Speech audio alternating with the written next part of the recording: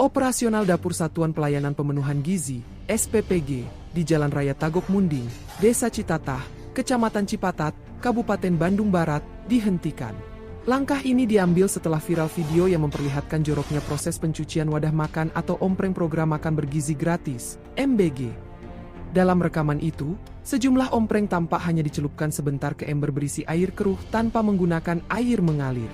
Air yang digunakan terlihat kotor, berwarna keruh, dan dipakai berulang kali untuk mencuci banyak wadah sekaligus. Kapolsek Cipatat AKP Iwan Setiawan menjelaskan, penutupan dapur dilakukan karena pelanggaran standar operasional prosedur kebersihan. Proses pencucian ompreng yang sembarangan dinilai berpotensi membahayakan kesehatan ribuan siswa penerima program MBG. Saya dapat info dari teman-teman seperti itu, proses pencucian ompreng yang jorok, ujarnya. Dihubungi terpisah, Kepala SPPG Citatah, Taufik membenarkan bahwa dapur saat ini tidak beroperasi. Kondisi saat ini dapur tidak operasi untuk sementara ini, Kang, ungkapnya. Ia menambahkan, seluruh karyawan sementara waktu diliburkan sampai ada izin baru. Namun, ia enggan berkomentar lebih jauh soal viralnya video pencucian ompreng tersebut.